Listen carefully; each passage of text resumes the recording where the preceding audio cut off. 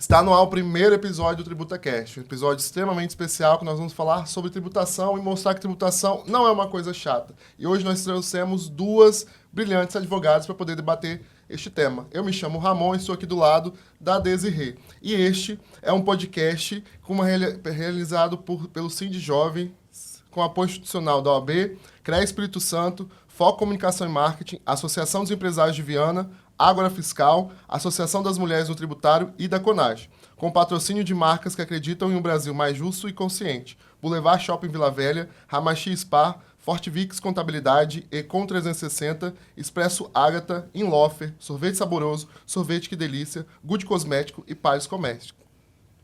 E para tratar do nosso tema hoje, que é comprar, herdar ou doar um imóvel no Brasil, é um verdadeiro desafio, um quebra-cabeças. E nesse episódio, nós vamos mostrar que toda a vida, patrimonial de uma pessoa cabe sim no carnê. E assim, um carnê de impostos. E que um planejamento e informação dá para economizar, evitar problemas e até mesmo valorizar o imóvel.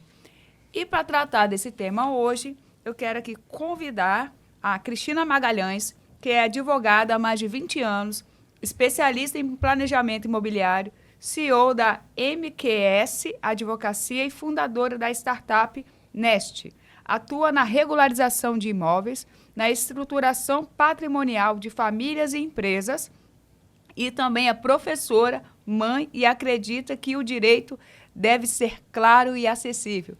Bem-vinda, Cristina. Muito obrigada, gente. Estou adorando aqui a participação no podcast, TributaCast. Vamos falar de tributos imobiliários.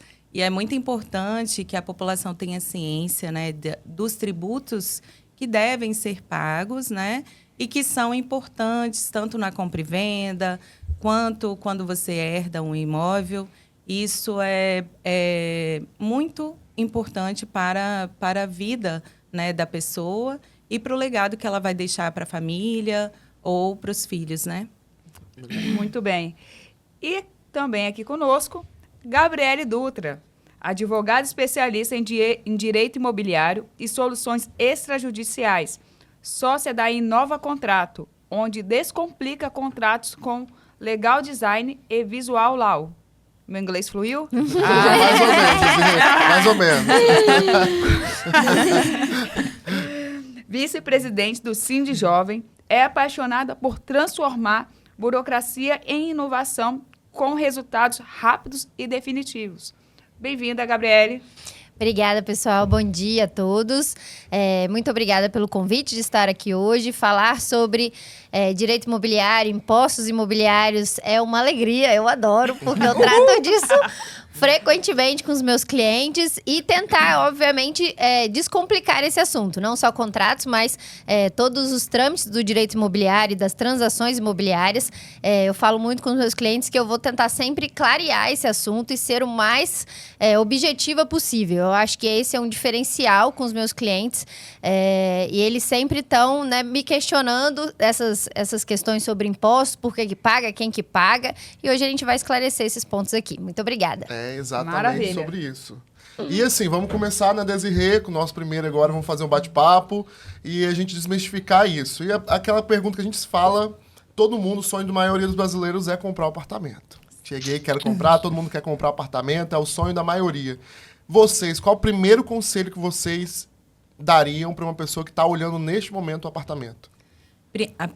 O primeiro passo que a pessoa tem que verificar, primeiro, são os impostos, se aquele imóvel tem alguma dívida.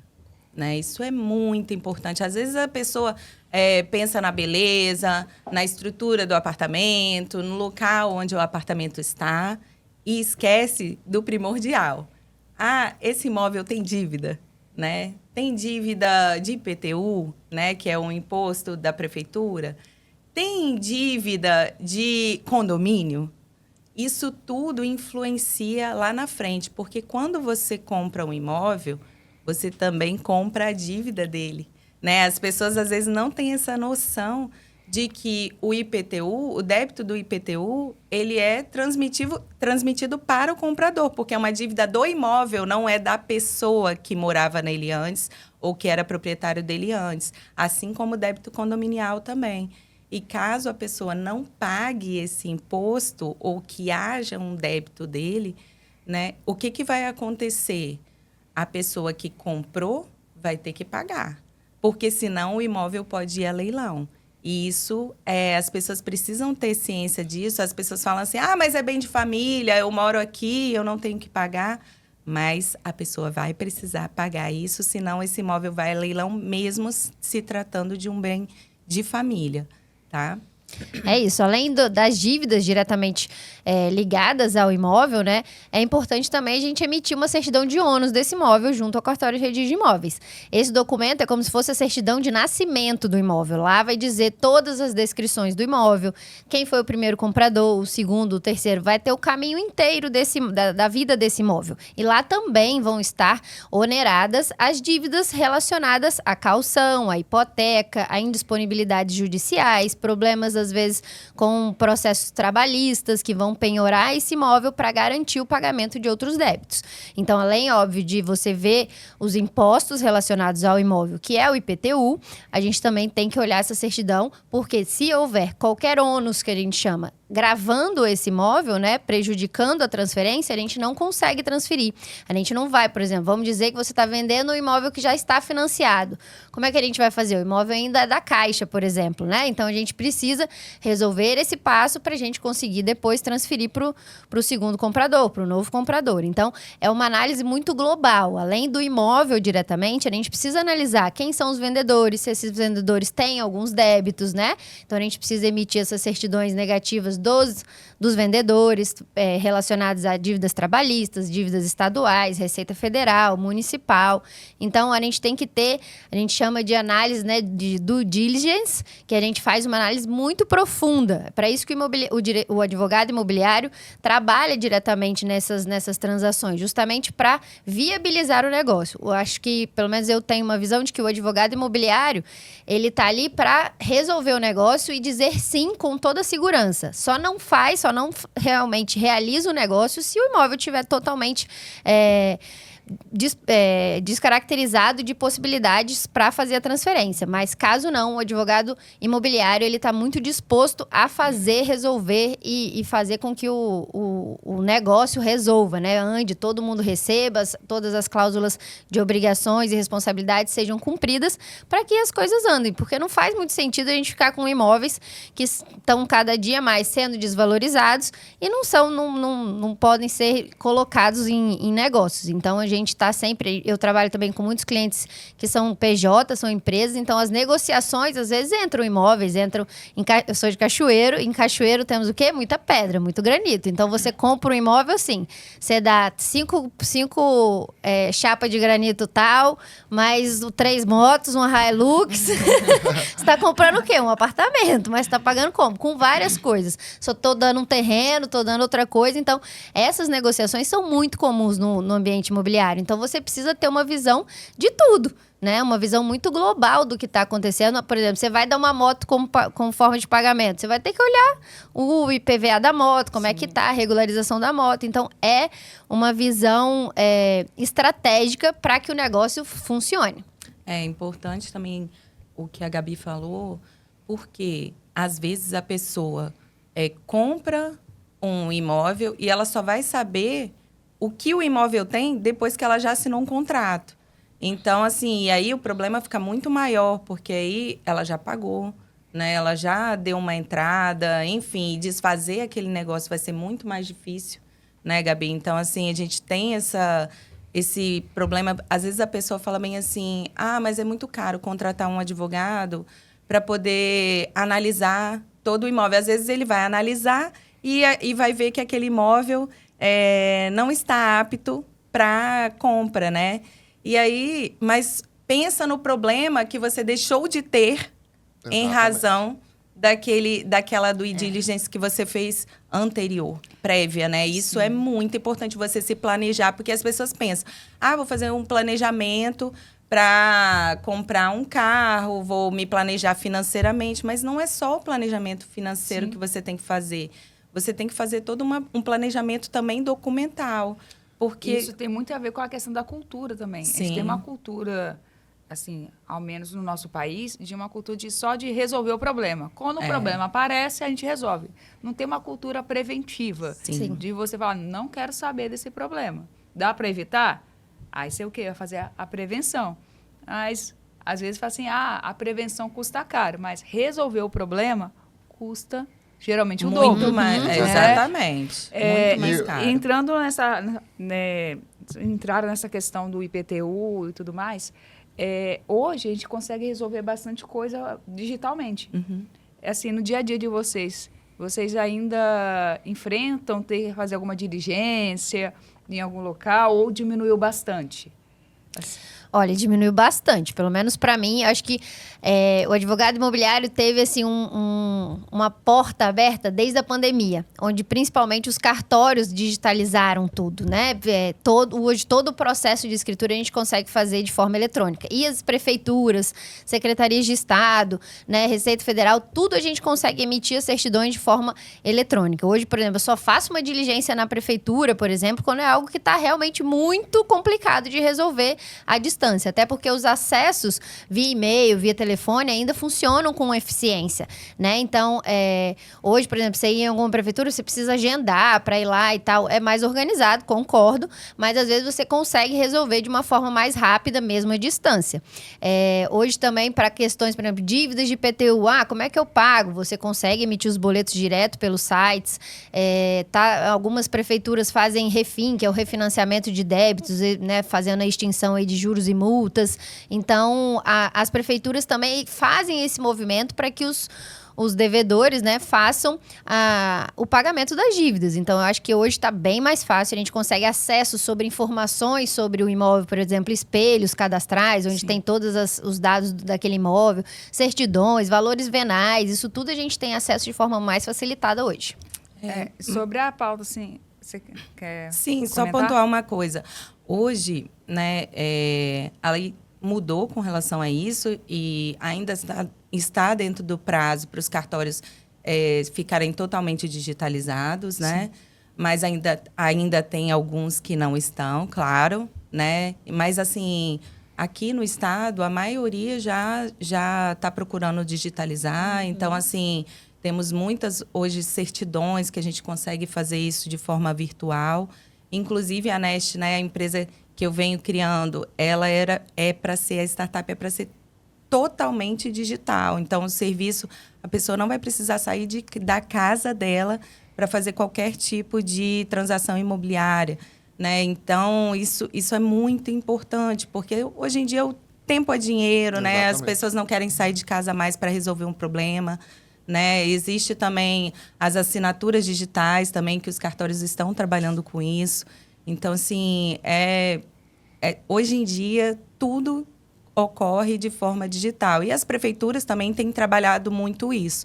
Então, os requerimentos são feitos de forma digital, né? Dentro da prefeitura existe um espaço onde a pessoa consegue acessar os dados, as certidões, né? As certidões judiciais também são feitas todas via sites, né? De forma eletrônica. Então, assim, para a pessoa verificar a situação de um imóvel ou regularizar a situação dele, hoje em dia esse serviço está muito mais facilitado para as pessoas. Não, com certeza. E eu acho engraçado falar, porque fui uma das pessoas que não olhei nada quando eu fui comprar um imóvel. Porque a única coisa que eu queria era uma cozinha americana. Eu só queria uma cozinha americana. E eu não queria saber nada. Eu lembro que quando eu olhei, o único que eu achei que era uma cozinha americana sendo de Vitória, que é muito difícil de se encontrar. Quando eu encontrei essa cozinha americana, eu não olhei mais nada. Falei, é esse daqui que eu quero. Quando foi feita a vistoria, simplesmente o teto cai. E eu olho assim, falo, é minha cozinha americana. Vai ficar É pra uma depois. preocupação que quase ninguém tem. Eu falei, efetivamente, esse tema é extremamente importante, porque a gente só olha e é isso. Eu lembro de quando eu estive como coordenador de cartório tributário, eu lembro que as pessoas chegavam desesperadas, principalmente pro IPTU, que, não, mas como assim eu vou perder minha casa? Como assim que eu vou perder minha casa? Então, assim, é um tema que as pessoas precisam saber e a maioria das pessoas não tem, por incrível que pareça. E essas trocas que a gente faz, eu sempre dou o exemplo lá de casa, né? Da casa da minha avó, o que acontece? Foi trocado por um relógio de ouro. E é isso, e tá feito o negócio, e assim, esses câmbios mais do que o dinheiro acontece ainda nos dias atuais. Sim, a gente tem que prestar atenção também, principalmente o advogado imobiliário, que a gente trabalha com o sonho das pessoas, né? Às vezes, a maioria é aquele dinheiro que ela tem para comprar essa casa e ele não vai ter outro tão cedo. Então, é muito sério, é muita responsabilidade que a gente traz. E essas histórias, né? Tipo, comprei e não levei, peguei a chave, mas é muito comum, gente. Às vezes, o comprador comprar da pessoa que não é dona mesmo na matrícula. Então, a gente tem que olhar isso com muita seriedade. O mesmo terreno ser vendido 3 vezes. Exatamente. Em vários casos. Exatamente. O avô falece, não faz inventário, o outro falece, não faz inventário, e continua E assim isso. vai. Porque o contrato, ele não dá a propriedade, né? As pessoas acham que fizeram um contrato na imobiliária. Ah, mas foi feito numa imobiliária, né? Sim. O corretor fez Até mesmo aquele com advogado. contrato. Com o advogado da imobiliária estava lá, né? Mas aquele contrato, ele não tem validade jurídica. Né? Aquele contrato que é feito na imobiliária não tem nenhuma serventia juridicamente. Primeiro, só afirma a transação financeira. Ele afirma uma transação financeira. Depois disso, tem que ser feita uma escritura no cartório de registro de notas, que é um contrato, só que Público. feito em cartório, que dá publicidade àquele contrato que foi feito lá dentro da imobiliária. E depois é feito o registro, ou seja, aí você vai se tornar efetivamente dono, quando é feito o registro da escritura no cartório de registro de imóveis. Né? Cada um desses passos existem impostos, taxas cartorárias, né, que envolvem essas regularizações. Né? Mas eu falo que a regularização imobiliária, ela é muito importante. As pessoas, às vezes, ficam falando assim, mas é muito caro regularizar um imóvel. Sim, mas você perde muito mais dinheiro lá na frente, na hora de vender.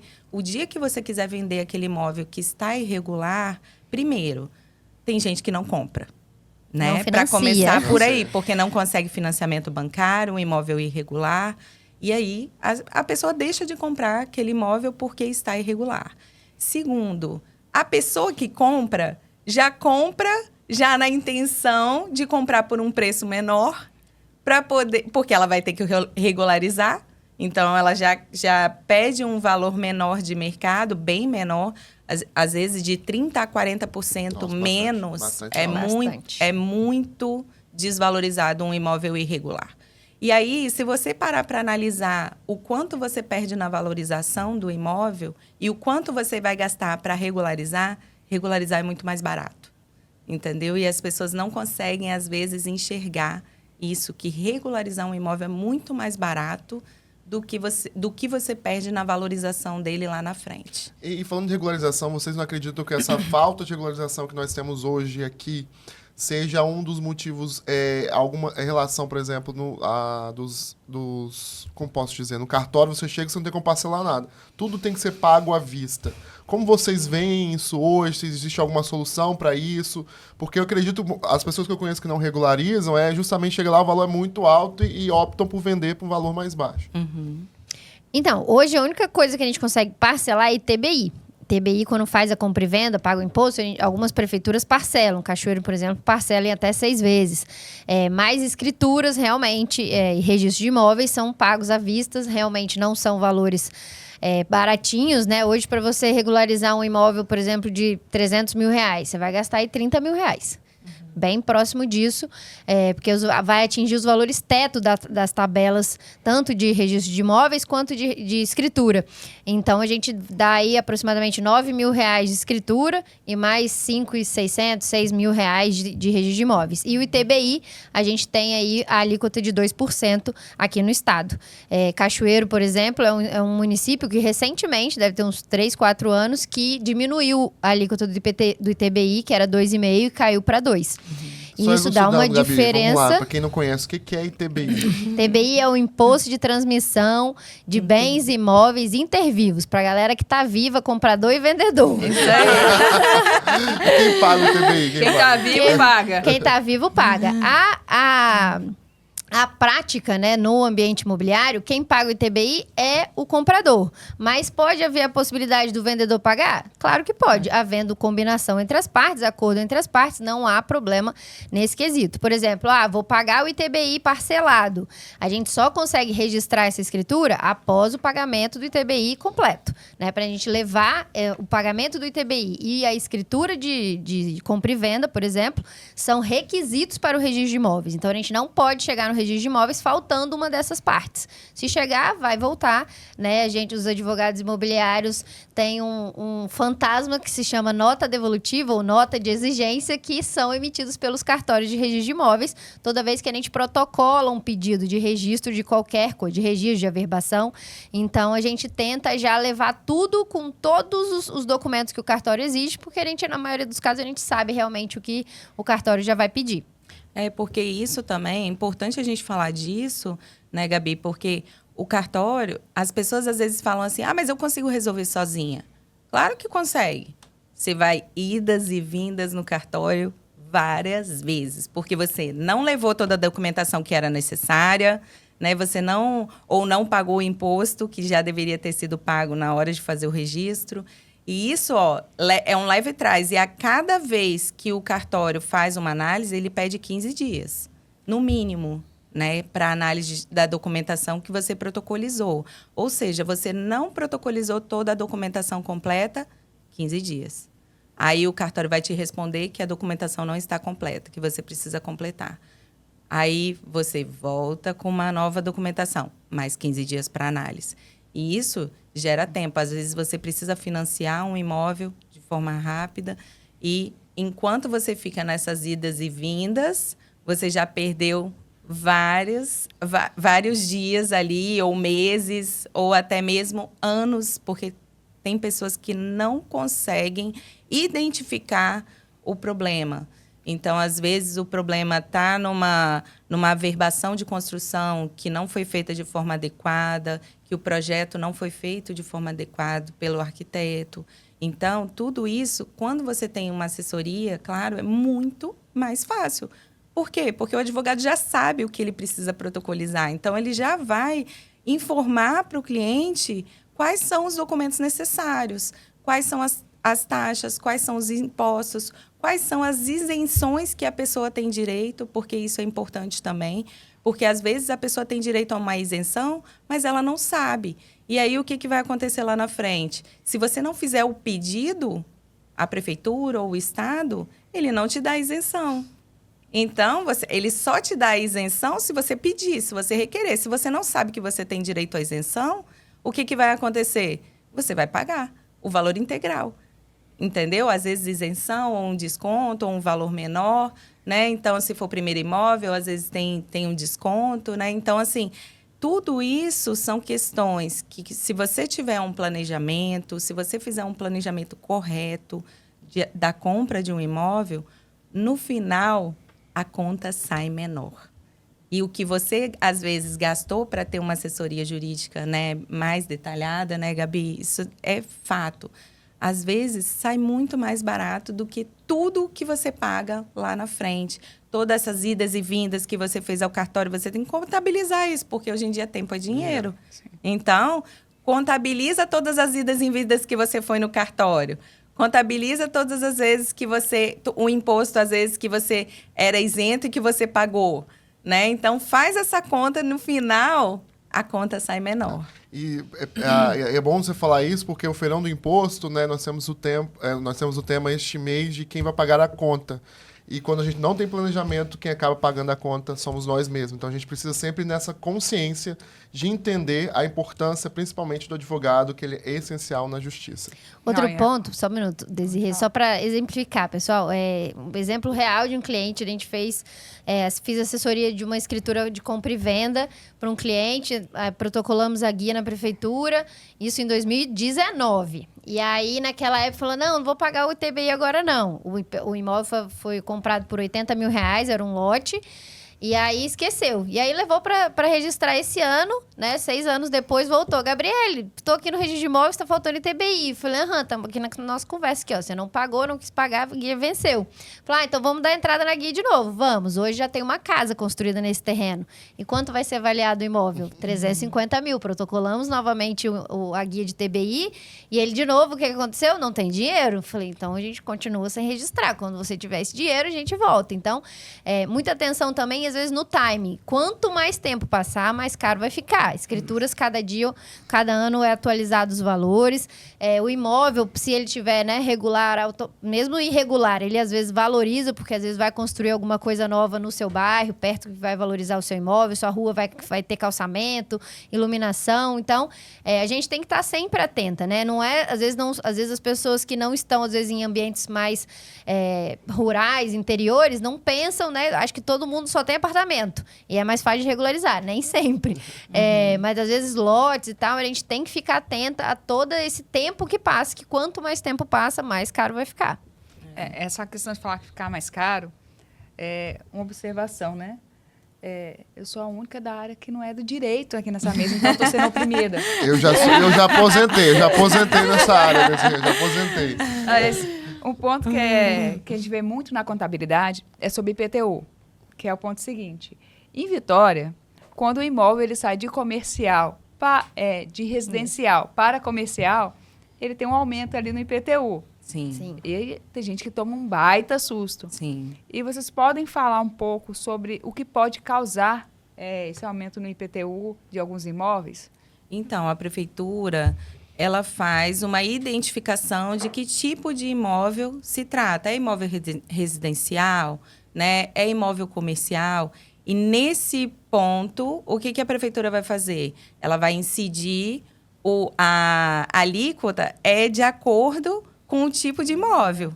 Então, se o imóvel é comercial, o imposto é mais caro, né? Então, isso a pessoa tem que verificar, porque às vezes você tem uma casa, né? E você quer abrir um comércio ali na sua casa, mas você não se atentou para o fato de que o fato de você abrir um comércio gera um aumento do imposto.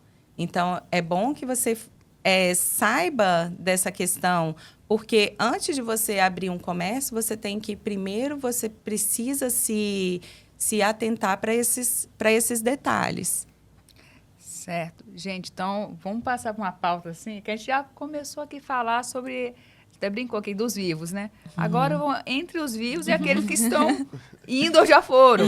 Em caso de herança e doação, né? Como que fica essa questão dos imóveis, outras propriedades também, outros bens, nessa questão dos impostos mesmo? Como que funciona essa questão, tanto da herança, tanto da doação? Vocês podem comentar um pouco?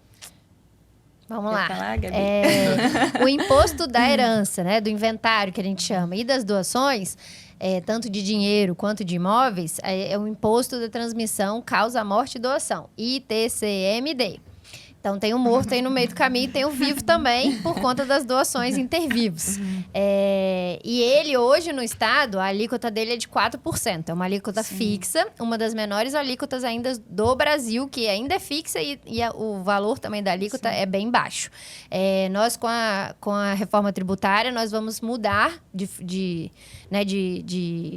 tarifação para uma tarifa progressiva que vai até 8%, dependendo do valor do imóvel. Sim, só pegando um gancho aí, Gabi, para ficar assim, tirar a dúvida do pessoal, ITBI é do município. Município, Isso, sim. né? E o Exatamente. ITCMD é do estado. estado. É o estado que cobra. Exatamente. Então, o federal? Para imóveis, não. Para imóveis, não. Pra É só imóveis, estadual não. e municipal. Ok. Exatamente. E aí a alíquota difere de 2 para 4 hoje aqui no Espírito Santo, né? 2 para ITBI e 4 para ITCD. E é um ponto de atenção aqui. Para a gente solicitar essa avaliação, quem faz a avaliação é um auditor fiscal do Estado, né? Hoje demora, a gente tem aí um delay, assim, de 90 dias a mais. É um grande calo. É um grande é. calo da gente que trabalha no direito imobiliário, porque hoje em dia o serviço é feito extrajudicialmente. A maioria das regularizações, tudo feito em cartório, a gente não precisa, use o capião, pode ser feito em cartório, né? Vários serviços hoje de regularização imobiliária podem ser feitos em cartório, de forma extrajudicial, de forma rápida, né? Só que a gente esbarra um pouquinho nessa questão da avaliação pelo Estado, né, para cobrança do ITCMD, porque lá demora um pouco essa avaliação e às vezes esfria, né? O cliente às vezes dá uma desanimada no meio do caminho, porque 90 dias esperando uma avaliação para pagar, né, o imposto é muito tempo. E aí a gente, né, encara aí, às vezes, tem que ter atenção, por exemplo, no inventário, vamos focar nele. Caso o morto, né, já tenha falecido há mais de 60 dias, se a gente protocolar essa guia de ITCMD após esses 60 dias, você vai pagar mais 10% de multa sobre o valor do imposto. Então, vamos dizer, foi avaliado R$100 mil o imóvel, vai pagar 4 mil de imposto, ITCMD, e mais R$400 de multa. Né? E aí, a gente vai ter aí questões de ter obrigatoriedade de ter um advogado participando desse inventário extrajudicial. Hoje, a gente pode fazer inventário extrajudicial com incapazes e menores dentro dos herdeiros. Qual é a condição? Não pode haver briga, tem que ser dividido de forma igualitária para todo mundo, não pode ter renúncia dentro desse inventário, renúncia por parte do menor ou do incapaz. Então, são condições muito específicas, mas que facilitam muito o nosso trabalho.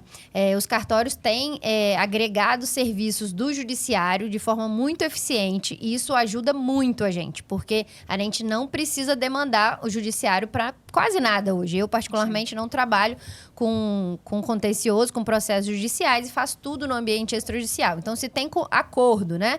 As famílias estão ok com as divisões, as partilhas. A gente, né, sabe, por exemplo, cada herdeiro vai pagar a sua cota-parte da herança. Né? A gente tem essa divisão muito clara hoje aqui.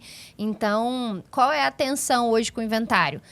As alíquotas vão aumentar. Então, quanto maior o valor do imóvel, mais vai se pagar, tendo um teto aí de até 8% sobre o valor do imóvel. E na doação, a mesma coisa. Né? Então, tem que ficar atento a esses pontos. É importante também, Gabi, essa questão do inventário extrajudicial, né? As pessoas, hoje, elas precisam ter a consciência de quando uma pessoa, né, falece, ela deixa bens, né? Precisa ser feito um inventário. O inventário, como a Gabi falou, tem que ser aberto no prazo de 60 dias, sob pena de multa. Então, isso é importante, porque às vezes a pessoa falece e as pessoas deixam aquilo correr. Eu vou resolver isso depois, né? Não vou resolver agora, mas ela precisa, mesmo sendo em cartório, mesmo sendo de forma consensual, existe um prazo para a abertura do inventário que é de 60 dias. Então, é importante isso, porque senão paga 10% a mais sobre o valor do imposto, né? Não é sobre o valor do patrimônio, é sobre o valor do ITCMD, né? Que é o Imposto de Transmissão Causa-Mortes, que vai ser necessário ser pago no caso de inventário extrajudicial. Então, por exemplo, hoje, se eu quiser fazer o inventário, fazer um testamento, hoje fazer toda essa divisão, é mais barato eu fazer enquanto vivo ou deixar para resolver as coisas depois do falecimento? Então, o testamento é outra coisa, né?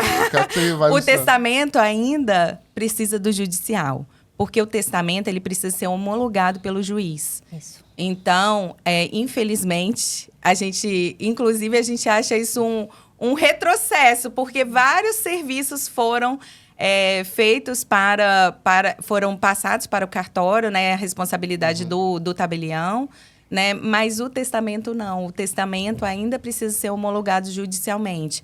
Depois que ele é homologado, o inventário, a partilha pode ser feita em cartório. Mas facilita esse processo? O testamento, ele facilita o processo do inventário? O testamento, ele já faz a divisão dos bens, né? O testamenteiro, né? A pessoa que faleceu, deixa já partilhado, no testamento como vai ficar a divisão dos bens quando ela falecer. Um ponto importante aqui, o testamento não faz muito sentido, por exemplo, se eu sou mãe, quero deixar meus imóveis para os meus filhos. Essa é a regra da sucessão. Então, o objetivo do testamento é atingir uma pessoa que não é o meu herdeiro direto. Importante. Sim. Entendeu? Então, Ou o então testamento... eu fazer uma partilha Desigual. por exemplo, Exatamente. porque eu posso dispor de 50% do meu patrimônio. Isso. Então, se eu quero dispor dele sem ser da forma que a lei determina, né, que é a divisão igualitária, eu posso deixar para um dos meus herdeiros 50% do meu patrimônio, se eu quiser. Né? Os outros 50% vão ser partilhados de forma igualitária. Então, o testamento, às vezes, serve para esse fim. Esses pontos específicos aí, sim, vale a pena você colocar isso num testamento público, no cartório. Esse questionamento sobre a validação do testamento, né, é muito contraditório, porque para a gente fazer um inventário, a gente precisa emitir uma certidão sobre a existência do testamento. Então, vai estar lá dizendo, não tem testamento, segue o inventário via extrajudicial. Sim. Tem testamento, a gente tem que ir ao judiciário obrigatoriamente para validar aquele testamento e volta para o cartório. Você pede, então a gente vai, tá ok, tá tudo certo, vamos seguir assim. Agora a gente volta para o cartório e faz, conforme o testamento, a partilha que está lá determinada. E aí a gente segue. Então, o testamento, eu acompanho alguns clientes no quesito... casou com separação total de bens. E aí quer deixar 50% dos bens para a esposa. Isso é muito comum. É uma forma da gente, né, atingir outros herdeiros que, pela regra do casamento, não seria o herdeiro direto no caso, né? Mas cada assunto vai abrir outro assunto. Exatamente. É uma caixinha, né? Não, eu falo que o imobiliário é um mundo. Se você abre, nossa senhora. Quase uma consultoria jurídica agora. Por aí. Caso concreto. A cliente me ligou, Gabriele, casei com separação total de bens. Meu marido tem 6 filhos e eu tenho 1. Se ele morrer, ele vai receber o meu patrimônio e vai dividir com o meu filho? Ele não, né? Ela vai dividir com os filhos dela, com os filhos dele, ela vai entrar como herdeira. A separação total de bens, ela tem como... Você não recebe no divórcio. Na herança, você entra como herdeira igual. E de forma igualitária. Exatamente. Por exemplo, nesse caso que tem 6 filhos, tem uma regra que a esposa recebe 1/4. Então, ela fica com 1/4 e divide o resto entre os filhos. Sim. E aí, no olhar dela, ela ia sair no prejuízo, porque ela tem um filho só. Então, se ela morresse, o marido ia ficar com 50% dos bens dela. E não são os bens a partir da data do casamento. São todos os bens particulares. Na separação total, todos os bens são particulares. Então, todos os bens você adquiriu aí no seu caminho de vida. Se você morrer e você for casado com separação total, seu esposo vai ter uma cota desses valores. Nesse caso, seria até interessante ter fazer o visto, testamento. ter visto o regime de casamento lá. Nesse caso, se é um regime de separação total de bens, né, você tem que pensar não só no divórcio, você tem que pensar na herança, né? Você tem que pensar também. Ponto importante. Você tem que pensar na herança, porque assim, as pessoas casam com separação total de bens, mas elas pensam assim, não os meus bens, os meus bens nunca serão. Quem ficar vivo resolva, né? Quem ficar vivo resolva. Os meus bens nunca serão do meu esposo ou da minha esposa. Só que se ele falecer ele não deixar um testamento, vai ser feita uma divisão aí e ele passa a ser herdeiro, porque existe o herdeiro e existe o meeiro, né? São dois termos jurídicos distintos. O meeiro é no caso daquele que tem direito a 50% do patrimônio, né? A depender do regime de casamento e tudo mais. O herdeiro é aquele que herda os bens de uma pessoa que faleceu. Então, isso são termos jurídicos distintos e isso tem muita diferença quando a gente fala de divórcio e quando a gente fala de morte. E é uma estratégia, por exemplo, nesse caso dessa cliente, qual é a estratégia para o marido não receber, caso ela faleça? Fazer a doação para o filho. Sim. Do imóvel integral. A gente pode botar usufruto, pode colocar cláusulas de empenhorabilidade, incomunicabilidade, milhões de cláusulas para que esse bem fique restrito ao filho. E nesse caso, nem precisa de, por exemplo, a estratégia que você falou usa bastante na hold patrimonial, né? Sim. Também. Também. Mas a gente volta naquele ponto, né? Quando você resolve o problema, você tem um problema para resolver. Quando você trata ele como preventivo, parece que você está desconfiando, né? É isso aí. Vamos chamar uma advogada aqui para a gente ver a questão do testamento. Ah, mas você está esperando eu morrer? Exatamente. Amiga, As pessoas têm esse preconceito, eu falo, é um preconceito, né? É. De não querer resolver as coisas em vida. Só que, gente, para os herdeiros, a resolução das coisas em vida É muito mais é melhor. muito melhor. E falar sabe? agora a gente chegando já ao final do podcast, e em vida tem uma música do Djavan que é ICMS, IPTU, IPVA, tanto imposto que eu tenho que pagar. Tem isenção de alguma coisa? A gente tem direito de isenção? Porque a gente tá falando pagar, e a isenção? Onde que entra por aí? Existem vários tipos de isenção, né? Principalmente nos programas Minha Casa Minha Vida, né? As pessoas são isentas a depender do valor do imóvel, né? Também existem isenções. Então, por exemplo, pessoas que têm um único imóvel pelo programa do Minha Casa Minha Vida, né? Se for... Tem lá os tipos, né? Tem vários, vamos dizer assim, níveis, né? Do programa Minha Casa Minha Vida.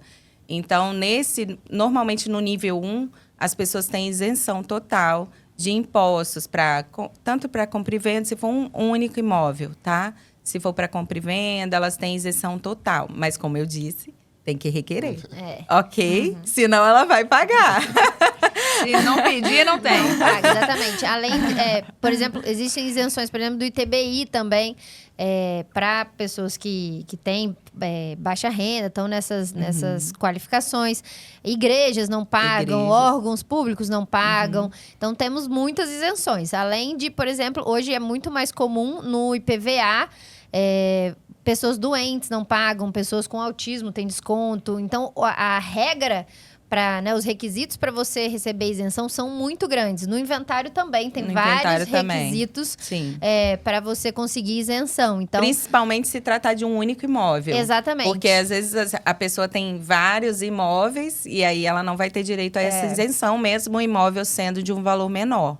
Né? Então, assim, a depender de cada caso, né, a legislação ela trata de forma individualizada essas questões de isenção. Exatamente. Legal, bacana. Meninas, chegando ao final, a gente quer agradecer. E assim, fala nas redes sociais de vocês pra gente seguir. @crismagalhães.adv. Pessoal, minha rede social é o Instagram, @Gabriele, com 2 L's e E no final, DS. E também tem Inova Contrato, @Inova Contrato. É Isso aí. Sim, o papo foi ótimo, foi uma Temos aula. consultoria gratuita aqui agora. Exatamente. Bom, então já ficou a dica, né, gente? Se você quer comprar, adquirir um imóvel, por favor, não faça isso no escuro, né? Com certeza. Faça um planejamento, né, para você ficar bem assessorado sobre todas essas questões de impostos, taxas, de isenções que tem direito. É importante. Então, você pode compartilhar esse episódio para um amigo que está vivendo esse momento de adquirir, doar um imóvel. Né? Compartilhe esse conteúdo, nos siga nas redes sociais e acompanhe aí o Tributa Cash. Exatamente. Bom, muito obrigado, menino. Muito obrigada. Obrigada. Pessoal. Adorei Obrigado a todo participar. Parabéns para todos os envolvidos. Parabéns para isso. todos, E foi que ótimo. Você que chegou até o final, a gente quer agradecer imensamente que você possa compartilhar e seguir o nosso projeto nas redes sociais, @Sindjovem. Obrigado.